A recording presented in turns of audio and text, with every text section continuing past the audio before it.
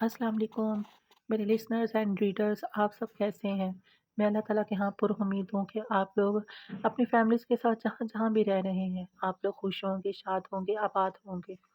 اللہ تعالیٰ آپ کو اپنی پناہ میں رکھے اور شیطان کے شر سے محفوظ رکھے۔ اپنا اور اپنی فیملیز کا خوب خیال رکھیے گا۔ ناول کریشن کے پلیٹ فارم پر آپ سب سن رہے ہیں نمرہ احمد کا لکھا ہوا ایک خوبصورت ناول جنت کے پتے۔ آئیے شروع کرتے ہیں۔ بالوں پہ اس نے کچھ لگا رکھا تھا کہ وہ گیلے گیلے سے لگتے تھے، اور جو فروک اس نے پہن رکھا تھا اس کی پیٹی قدیم طرز کے سنہری سکوں سے بھری تھی۔ آستین بہت چھوٹی تھی اور ان پر بھی سنہری سکے لٹک رہے تھے۔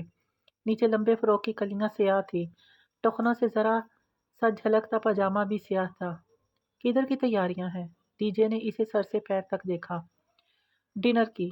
اس نے لپ گلوز کے چند قطرے لبوں پہ لگائے اور آئینے میں دیکھتے ہوئے ہونٹ آپس میں مس کر کے کھولے۔ کس کے ساتھ؟ جہان کے ساتھ۔ بے ساختہ لبوں سے پھسلا۔ لمحے بھر کو وہ چپ ہو گئی، پھر لاپرواہی سے شانے اچکائے۔ ویسے وہ شادی شدہ ہے؟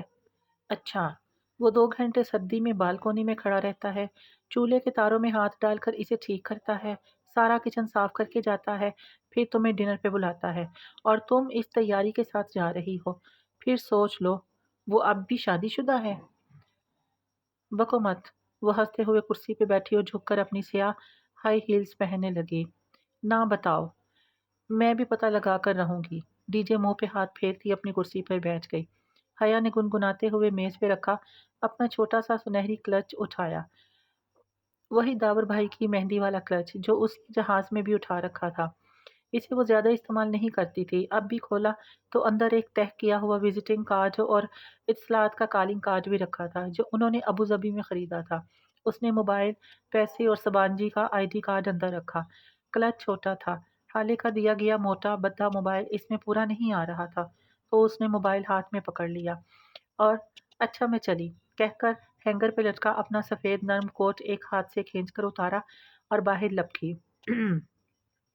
باریک لمبی ہیل سے پتھریلی سڑک پر چلتے ہوئے اس نے کوٹ سیدھا کیا اور پہنا، پھر چلتے چلتے سامنے سے بٹن بند کیے۔ گورسل کا سٹاپ ذرا دور تھا، اسے وہاں تک پیدل جانا تھا۔ وہ کوٹ کی جیبوں میں ہاتھ ڈالے، سر جھکائے، تیز تیز سڑک پر چلتی جا رہی تھی۔ شام کی ٹھنڈی ہوا سے اس کے گیلے گھنگریالے بال کمر پر اڑ رہے تھے، تیز تیز اڑ رہے تھے۔ جس لمحے وہ گورسل سٹاپ کے قریب پہنچی اسے گورسل دور سبانجی کے گیٹ سے باہر نکلتی دکھائی دی۔ حالے نے کہا تھا، جس دن تمہاری گورسل چھوٹے گی اس دن حالے نور تمہیں بہت یاد آئے گی۔ اور اس پل بے بسی اور دکھ سے اس دور جاتی گورسل کو دیکھ کر اسے واقعی حالے نور بہت یاد آئی تھی۔ اس نے جیب سے موبائل نکالا اور جہان سکندر کو پیغام لکھا، میری گورسل چھوٹ گئی ہے، مجھے پک کر لو، میں سٹاپ پہ کھڑی ہوں۔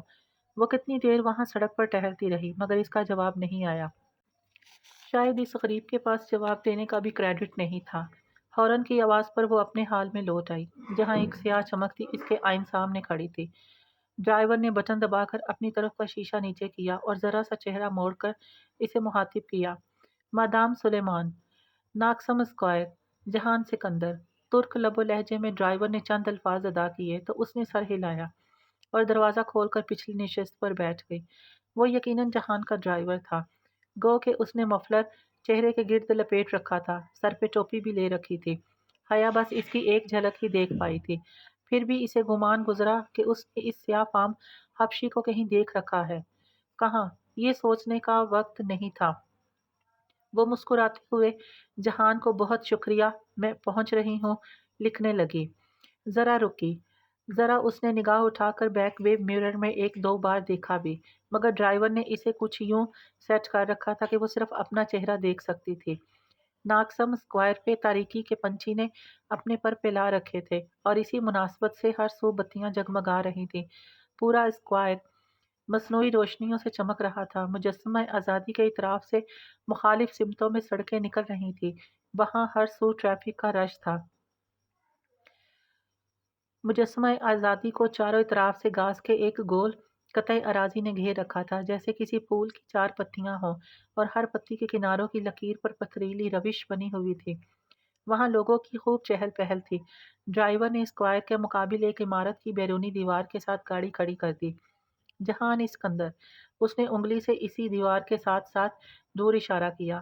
جہاں جہان سکندر کی سفید کار کھڑی تھی، یوں کہ وہ دیوار کے اس کنارے پہ تھی تو یہ سیاہ کار اس کنارے پر تھی۔ اس نے دروازہ کھولا اور باریک ہیل احتیاط سے باہر سڑک پہ رکھی۔ ناکسم اسکوائر کو اس کی ہیلز پسند نہیں تھی، اسے اندازہ تھا۔ وہ اپنی گاڑی کے ساتھ ہی کھڑا تھا، بونٹ کھول کر وہ جھکے ہوئے کچھ تارے جوڑ رہا تھا، سیاہ جیکٹ اور جینز میں ملبوس، ہمیشہ کی طرح عام سے حلیے میں۔ وہ کوٹ کی جیبوں میں ہاتھ ڈالے سہج سہج کر چلتی اس تک آئی۔ وہ کچھ گنگناتے ہوئے ایک تار کو دوسری کے ساتھ جوڑ رہا تھا۔ ہیل کی ٹک ٹک پہ رکا اور گردن گھما کر دیکھا۔ السلام علیکم۔ اسے دیکھ کر مسکراتے ہوئے سیدھا ہوا۔ وعلیکم السلام۔ اس تاریک کونے میں کیا کر رہے ہو؟ میری کار ہر خاص موقع پر دغا دے جاتی ہے، اب بھی مسئلہ کر رہی ہے۔ خیر، میں فکس کر لوں گا، وہ ہاتھ چاڑتے ہوئے لاپرواہی سے بولا۔ وہ تو تم کر لو گے، مجھے پتا ہے، جہان سکندر کے پاس ہر مسئلے کا حل ہوتا ہے۔ وہ دھیرے سے ہنسی۔ تم بتاؤ، پورے اسکوائر پہ مجھے تلاشے تمہیں کتنی دیر لگی؟ اور بس بھی آئی ہو؟ نہیں، تمہاری بھیجی گئی شوفر ڈرون کار میں آئی ہوں۔ وہ دھیرے سے ہنس دیا۔ یہ طنز کہاں سے سیکھ لیے ہیں تم نے؟ میں اتنا غریب بھی نہیں ہوں کہ تم یوں مذاق اڑاؤ۔ وہ ہنس کر سر جھٹکتا اب یونٹ بند کر رہا تھا۔ حیا نے گردن پھیر کر پیچھے دیکھا۔ طویل دیوار کے اس سرے پہ وہ سیاہ کار اسی طرح کھڑی تھی۔ تمہیں میرا میسج نہیں ملا تھا؟ وہ قدرے بے چینی سے بولی۔ میسج؟ جہان نے جیب تھپتھپائی۔ میرا موبائل کہاں گیا؟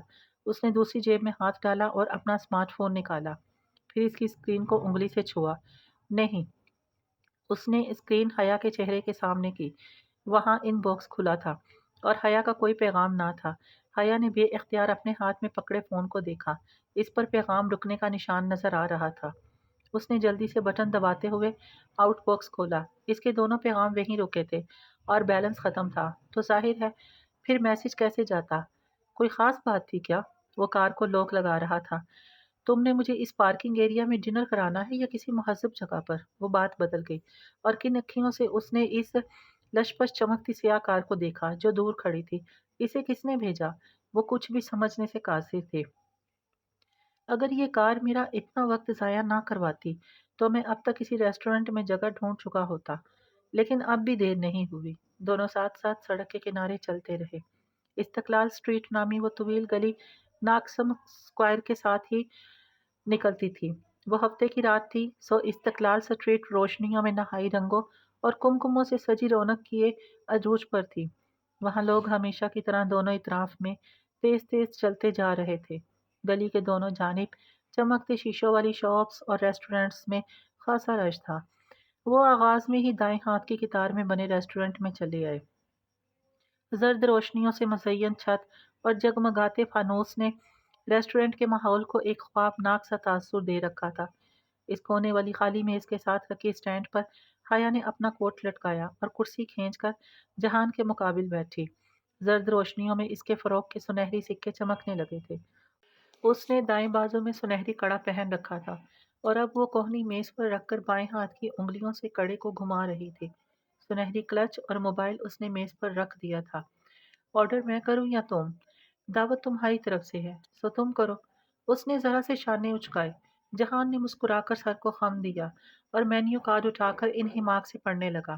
اپنی عادت کے مطابق وہ پڑھتے ہوئے نچلے لب کو دان سے دبائے ہوئے تھا۔ حیا نے قدرے بے چینی سے پہلو بدلا۔ استقلال جدیسی میں کتنے ہی لوگوں نے مڑ مڑ کر اس یونانی دیویوں کے سے سنگار والی لڑکی کو ستائش سے دیکھا تھا، مگر یہ عجیب شخص تھا، کوئی تعریف نہیں، کوئی اظہار نہیں، اتنی لا تعلقی، بے خبری، وہ بھی اس شخص کی جو ایک نظر میں سارے منظر کا باریک بینی سے جائزہ لے لیا کرتا تھا۔ اسے اپنی ساری تیاری رائے گاں جاتی محسوس ہوئی تھی۔ آرڈر کر چکنے کے بعد وہ میز پر کوہنیاں رکھے دونوں ہاتھ آپس میں پھنسائے حیا کی طرف متوجہ ہوا اور ذرا سا مسکرایا۔ تم نے مجھ سے اس روز پوچھا ہی نہیں کہ میں تمہارے ڈروم بلاک کیوں آیا تھا؟ وہ مسکراتے ہوئے کتنا اچھا لگتا تھا۔ ہلکے سے بھورے شیڈ لیے سیاہ بال نوعمر لڑکوں کی طرح ماتھے پہ سیدھے کٹے ہوئے تھے اور عموماً وہ ہلکے ہلکے گیلے ہوتے تھے۔ پرکشش آنکھوں میں ایک نرم دھیما سا تاثر لیے وہ اب اتنا کام گو اور محتاط نہیں لگتا تھا جتنا پہلے دن لگا تھا۔ ظاہر ہے کسی کام سے ہی آئے ہوگے۔ مجھ سے ملنے بالخصوص آؤ، یہ تو ذرا مشکل ہی ہے۔ تم سے ملنے بالخصوص ہی آیا تھا اور اس کے لیے ممی کو پاکستان فون کر کے فاطمہ آنٹی سے تمہارے ڈروم کا نمبر پوچھنا پڑا تھا، ورنہ تم نے ہمیں ایڈریس تک نہیں دے رکھا۔ اور یہ بات تو اماں نے اسے کل ہی فون پہ بتا دی تھی، مگر لمحے بھر کو اس نے سوچا کہ ڈھونڈنے والے تو بنا پتے کے بھی ڈھونڈ لیتے ہیں، جیسے وہ سفید گلاب ہر جگہ اسے تلاش کر لیتے تھے۔ تو پھر آپ کیوں آئے تھے مجھ سے ملنے؟ بس یوں ہی، مجھے لگا تھا کہ تم اس روز استقلال اسٹریٹ میں مجھ سے خفا ہو گئی تھی۔ اچھا، تو آپ نے مجھے اس دن پہچان لیا تھا۔ ہو سکتا ہے وہ میری شکل کی کوئی لڑکی ہو، وہ بہت جلدی بھلا دینے والوں میں سے نہیں تھی۔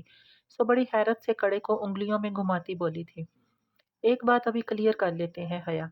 وہ قدرے آگے کو ہوتے ہوئے سنجیدگی سے بولا، میں بہت ایکسپریسو نہیں ہوں، میں لمبی لمبی باتیں نہیں کر سکتا، میں پریکٹیکل سا آدمی ہوں، ایسا آدمی جس کو فکر معاش ہمیشہ گھیرے رکھتی ہے۔ میرے پاس بڑی یونیورسٹی کی ڈگری نہیں ہے، میں ایک ریسٹورنٹ چلاتا ہوں جس کی ملکیت میری اپنی نہیں ہے۔ میں کئی سالوں سے اس ریسٹورنٹ کی قسطیں ادا کر رہا ہوں، جو کہ پوری ہی نہیں ہو رہی۔ یہ چیز مجھے بہت پریشان رکھتی ہے۔ وہ کرد لڑکی جو اس دن میرے ساتھ تھی، وہ میرے ریسٹورنٹ کی عمارت کی اونر ہے، اور ہمارے درمیان اس وقت یہی مسئلہ زیر بحث تھا۔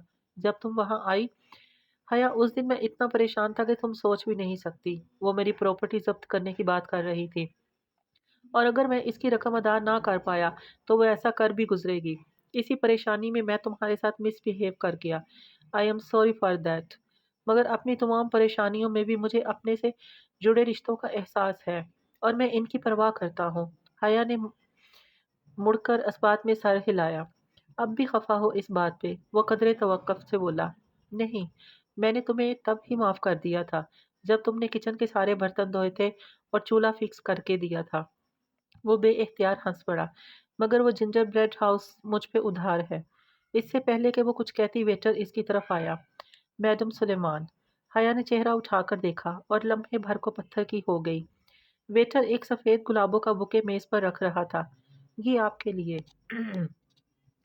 ساتھ ہی اس نے دو رویا تہہ کیا ہوا کاغذ حیا کی طرف بڑھایا۔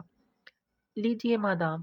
حیا جو ساکت نگاہوں سے گلدستے کو دیکھ رہی تھی چونکی، اور مضطرب سے انداز میں وہ کاغذ تھاما۔ اس کے قدموں سے جان نکل چکی تھی۔ مؤدب سا ویٹر واپس پلٹ گیا۔ اس نے کپکپاتی انگلیوں سے کاغذ کی تہیں کھولی۔ بے سطر کاغذ کے عین وسط میں انگریزی میں 3 سطور لکھی تھی، میری کار میں سفر کر کے آنے کا شکریہ، لیکن اصولاً مجھ سے لفٹ لینے کے بعد آپ کو ڈنر بھی میرے ساتھ کرنا چاہیے تھا، نہ کہ اپنے کزن کے ساتھ۔ From your Valentine. جہان گلاس ہونٹوں کے ساتھ لگائے گھونٹ گھونٹ پانی پیتا، بلکہ سکیڑے اس کے چہرے کے بدلتے رنگوں کو دیکھ رہا تھا۔ کون بھیجتا ہے تمہیں یہ سفید پھول؟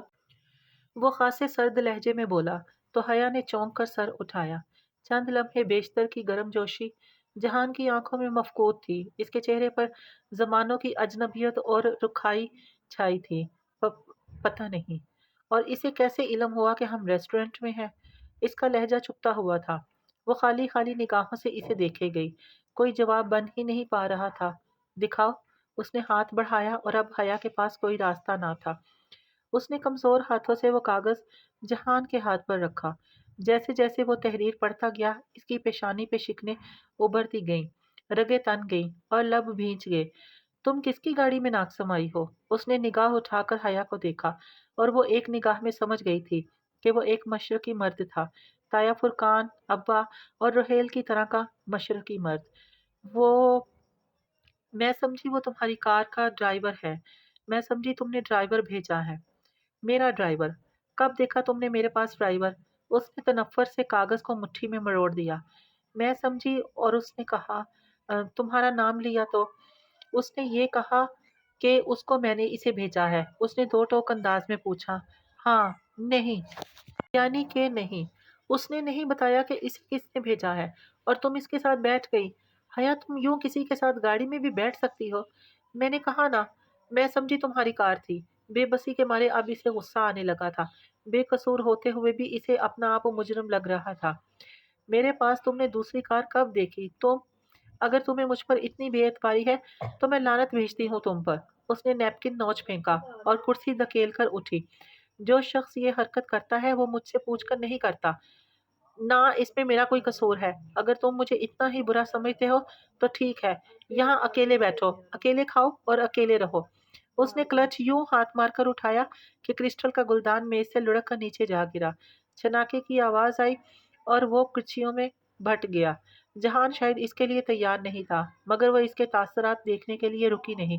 وہ تیزی سے میز کی ایک طرف سے نکلی، سٹینڈ پہ لٹکا کوٹ کالر سے پکڑ کر کھینچا اور تیز تیز چلتی ہوئی باہر نکل گئی۔ اگر وہ اس کے پیچھے آنا بھی چاہتا تو ابھی جو نقصان وہ کر کے گئی تھی اسے پورا کر کے ہی آتا، اور اس کارروائی میں اسے جتنے منٹ لگتے اتنی دیر میں وہ اس سے دور جا چکی ہوگی۔ استقلال اسٹریٹ میں لوگ اسی طرح چل رہے تھے۔ وہ اس رش کے درمیان ہی میں کہیں تھی۔ اس نے کوٹ نہیں پہنا، بازو پہ ڈال دیا اور دونوں بازو سینے پہ لپیٹے وہ تیز تیز قدم اٹھاتی چلی جا رہی تھی۔ آنسو متواتر اس کی آنکھوں سے گر رہے تھے۔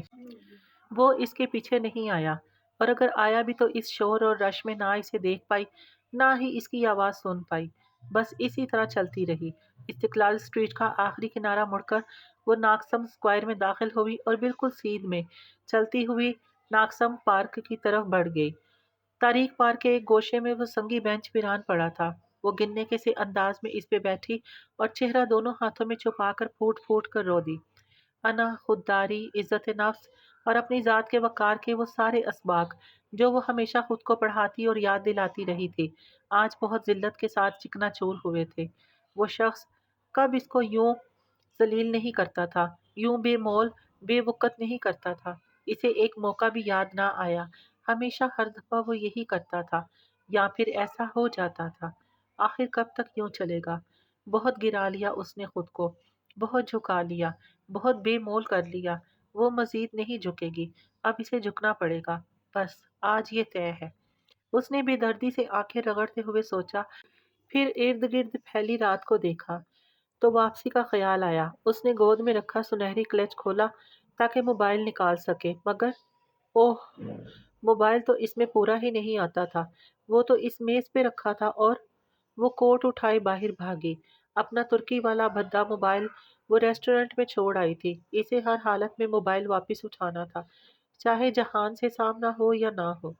چند منٹ بعد وہ ہانپتی ہوئی واپس استقلال اسٹریٹ میں اس ریسٹورنٹ کا دروازہ دھکیل کر اندر داخل ہوئی تو کونے والی میز خالی تھی۔ وہ دوڑ کر اس میز تک گئی اور ادھر ادھر چیزیں اٹھا اٹھا کر موبائل تلاشا، مگر وہ کہیں نہیں تھا۔ کرسٹل کے ٹوٹے گلدان کی کرسیاں بھی اب فرش سے اٹھا لی گئی تھی۔ Problem madam? وہ آواز پہ پلٹی تو وہی باوردی ویٹر جس کی ناک پہ موٹا سا تل تھا متفکر سا کھڑا تھا۔ وہ بکے اسی نے لا کر دیا تھا۔ میرا موبائل تھا اس میز پر، وہ پریشانی سے گھنگریالی لٹے کانوں کے پیچھے اڑستے ہوئے بولی، اور میز پہ چیزیں پھر سے ادھر ادھر کرنے لگی۔ جی ہاں، پڑا تھا، مگر جب آپ گلدان گرا کر گئیں تو آپ کے ساتھ جو صاحب تھے انہوں نے وہ موبائل رکھ لیا اور مجھے کہا تھا کہ اگر آپ آئیں تو میں بتا دوں کہ وہ انہی کے پاس ہے۔ ویٹر نے ٹوٹی پھوٹی انگریزی میں بتایا۔ اوہ اچھا۔ اس کے تنے ہوئے اعصاب ڈھیلے پڑ گئے۔ ملنے کا ایک اور بہانہ۔ وہ چلا گیا۔ جی؟ وہ بل پے کر کے فوراً آپ کے پیچھے باہر دوڑے تھے۔ آپ کو نہیں ملے؟ نہیں۔ شکریہ۔ وہ پھولے کے متعلق کچھ پوچھنے کا ارادہ ترک کر کے باہر نکل آئی۔ استقلال اسٹریٹ پہ قدم رکھتے ہوئے اس نے کوٹ پہن لیا۔ اب اسے کافی دیر تک ٹاکسم اسکوائر پر گوڈسل کے انتظار میں بیٹھنا تھا۔ ڈی جے خاموشی سے موبائل کے بٹن دباتی نمبر ملا رہی تھی۔ بٹنوں کی ٹو ٹو نے ڈروم کی خاموشی میں ذرا سا ارتعاش پیدا کیا تھا۔ کال کا سبز بٹن دبانے سے پہلے اس نے نظر اٹھا کر اپنے مقابل بیٹھی حیا کو دیکھا، جو پوری سنجیدگی سے اس کی طرف متوجہ تھی۔ مگر حیا، میں اسے کہوں گی کیا؟ یہی کہ حیا کو اپنا موبائل چاہیے اور وہ اسے واپس کر دے۔ مگر وہ واپس کیسے کرے گا؟ یہ اس کا مسئلہ ہے۔ تم کال ملاؤ، وہ جھنجھلا کر بولی۔ ڈی جے نے سر ہلا کر سبز بٹن دبایا، اسپیکر آن کر دیا اور فون اپنے لبوں کے قریب لے آئی۔ دوسری جانب طویل گھنٹیاں جا رہی تھیں۔ وہ دونوں دم سادے گھنٹیاں سنتی گئیں۔ پتہ نہیں تمہارا موبائل کدھر پڑا ہوا ہے، اسی کے موبائل پہ کر لیتے ہیں، شاید اس پہ وہ اٹھائے۔ تب ہی کال اٹھائی گئی۔ ہیلو، وہ جہان ہی تھا، ازلی مصروف انداز۔ السلام علیکم، میں ڈی جے خدیجہ بول رہی ہوں۔ دس از جہان۔ خدیجہ ایسا ہے کہ یہ فون میرے پاس ہے، حیا ریسٹورنٹ میں بھول گئی تھی۔ وہ مصروف سا لگ رہا تھا۔ پیچھے بہت سی لوگوں کی بولنے کی آوازیں آ رہی تھی۔ شاید وہ ریسٹورنٹ میں تھا۔ مجھے پتا ہے، اسی لیے تو کال کی ہے۔ اوکے۔ وہ گہری سانس لے کر بولا، حیا کدھر ہے؟ وہ وہ مصروف تھی تو میں نے سوچا میں آپ سے بات کر لوں۔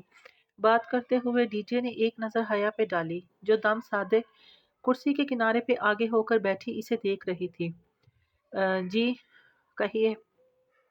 بات یہ تھی کہ میں اور حیا کل پرنسز آئی لینڈ، شہزادوں کے جزیروں جانے کا سوچ رہے تھے۔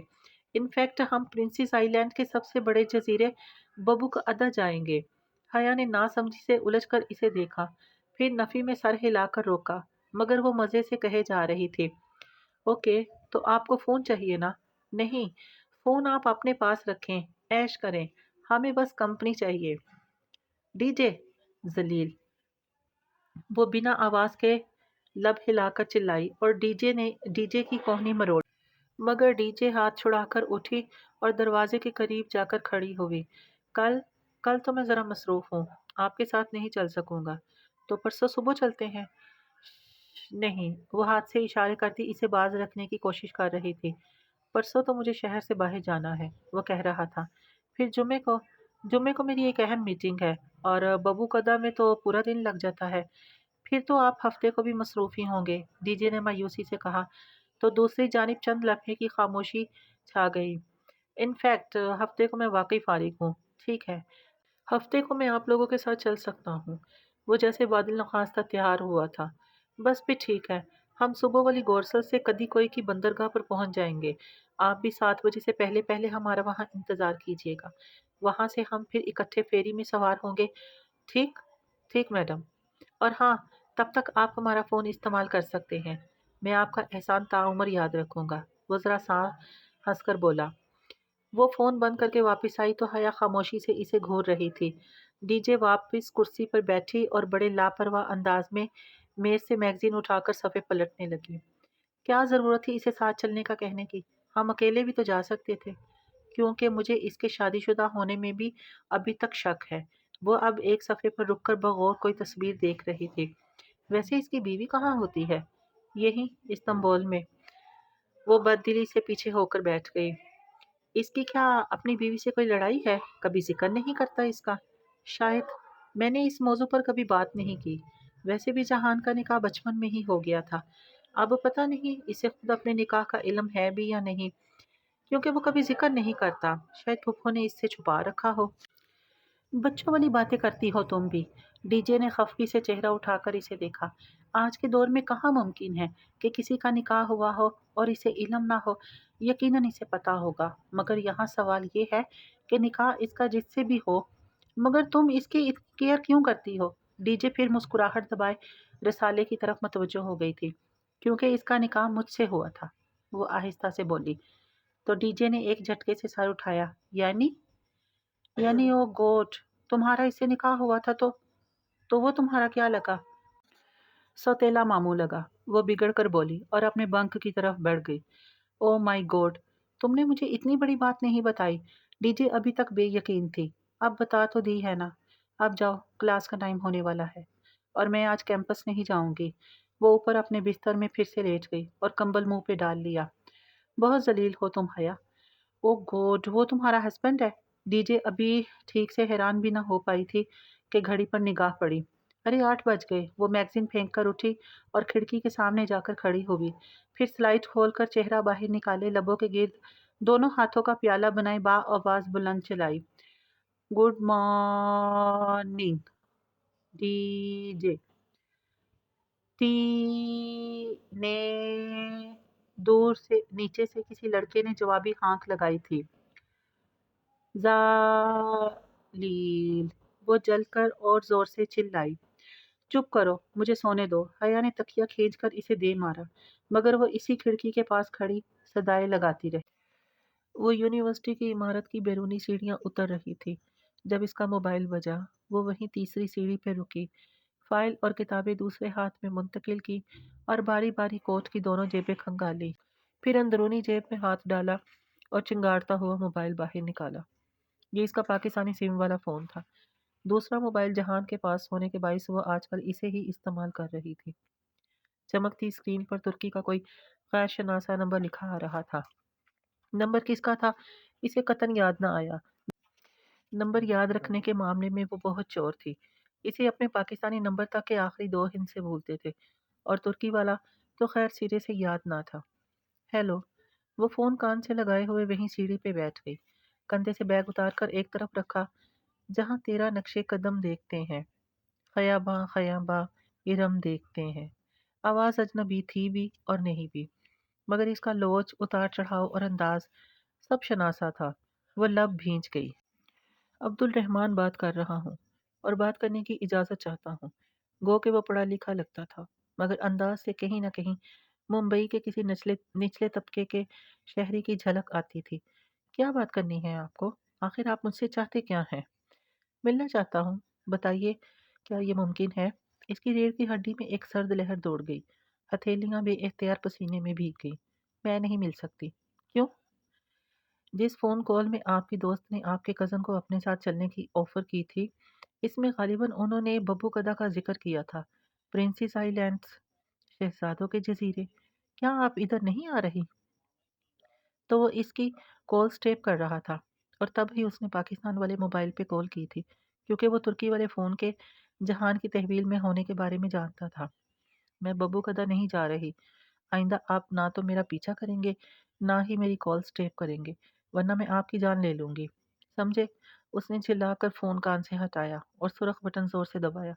موبائل آف ہو گیا۔ وہ گہری سانس لے کر اٹھ کھڑی ہوئی۔ جانے کب یہ شخص اس کا پیچھا چھوڑے گا۔ سمندر کی جھاگ بھری نیلی لہروں پر سے ہوا سرسراتے ہوئے گزر رہی تھی۔ وہ دونوں فیری کی بالکونی میں کھڑے سامنے سمندر دیکھ رہے تھے۔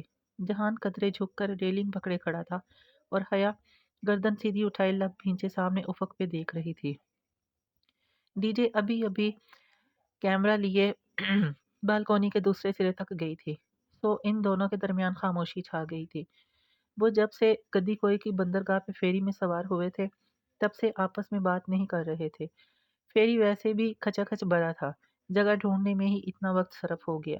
فیری کی نچلی منزل جو چاروں طرف سے شیشوں سے بند تھی، پر جڑے تمام صوفے اور کرسیاں بھرے تھے، سو وہ بالائی منزل پہ آ گئے، جو اوپن ایئر تھی، کھلا سا وسیع احاطہ جہاں ہر طرف صوفے اور کرسیاں تھی، مگر ایک نشست بھی خالی نہ تھی۔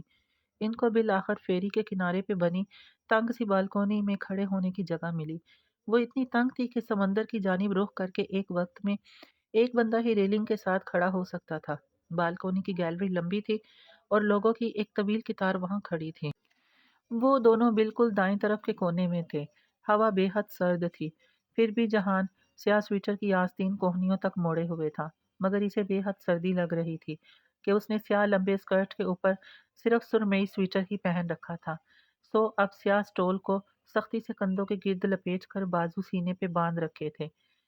گیو می سم سن شائن، گیو می رین۔ حیا کے بائیں جانب ریلنگ پکڑے انڈین لڑکیوں کا ایک گروپ کھڑا تھا۔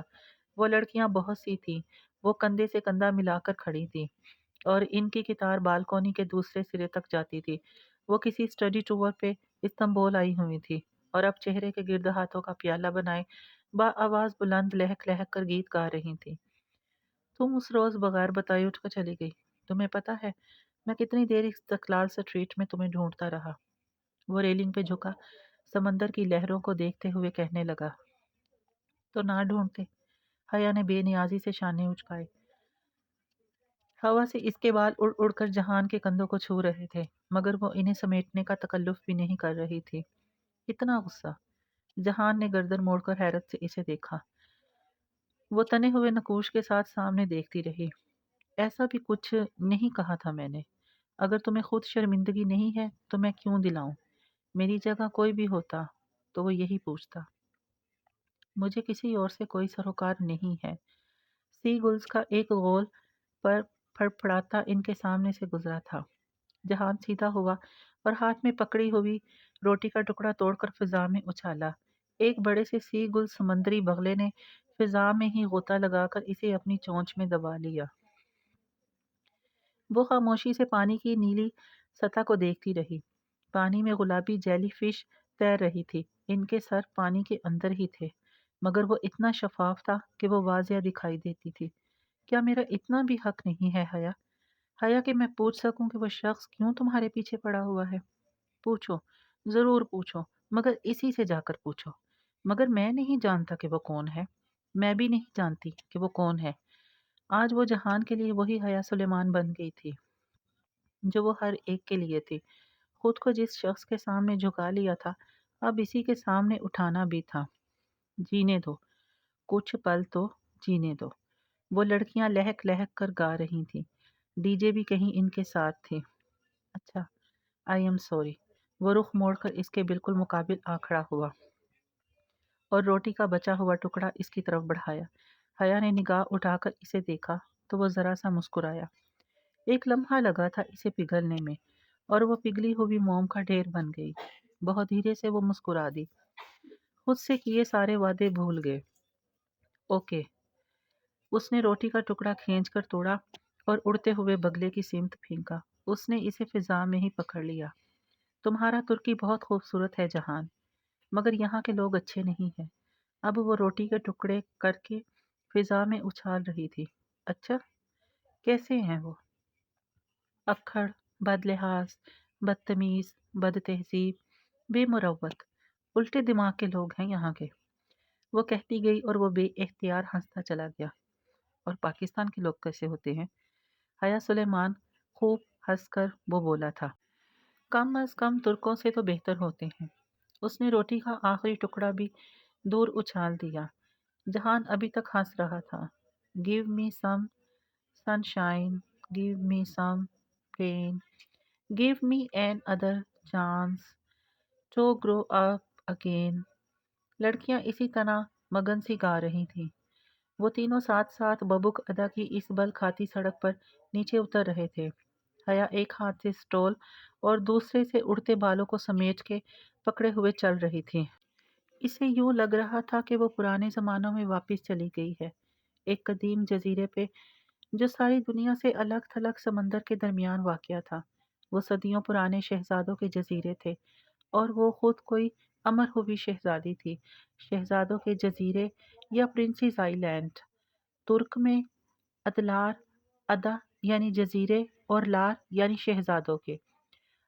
मरमरा के समंदर में करीब करीब वाक़या 9 जजीरों के गरोह को कहा जाता था। गए वक्तों में सलातीन अपने तख्त ताज के लिए खतरनाक लगते शहजादों को जला वतन करके इन 9 जजीरों पे भेजा करते थे, जिससे इसका नाम प्रिंसेस आइलैंड्स पड़ गया। बबुकदा इनमें सबसे बड़ा जजीरा था। बबुक यानी बड़ा और अदा यानी जजीरा। बबुकदा दुनिया के ट्रैफिक, रश और हंगामे से दूर एक पुरसकून छोटा सा जजीरा था। वहाँ गाड़ियाँ, बसें और दूसरी ऑटोज नहीं होती थी। सफ़र करने के लिए कदीम वक्तों की तरह घोड़ा गाड़ियाँ और बगियाँ थीं, या फिर बाईसाइकिल। डीजी और जहान इससे चंद कदम आगे निकल गए थे, और वो कदीम ज़मानों के रोमांस में खोई ज़रा पीछे रह गई थी। वो दोनों बातें भी कर रहे थे। इनमें अब खासी बेतकल्लुफ़ी हो चुकी थी। जहान इसे रेस्टोरेंट्स के मुतालिक कुछ बता रहा था। यहाँ बहुत ज़्यादा इकसाम के कबाब मिलते हैं, गालिबन 150 इकसाम के, और ये रेस्टोरेंट या तो सूप फ्री देता है या एप्पल टी। वो बेतवज्जी से इनकी बातें सुनती कदम उठा रही थी। इस जगह सड़क दोनों तरफ से रेस्टोरेंट्स में घिरी थी।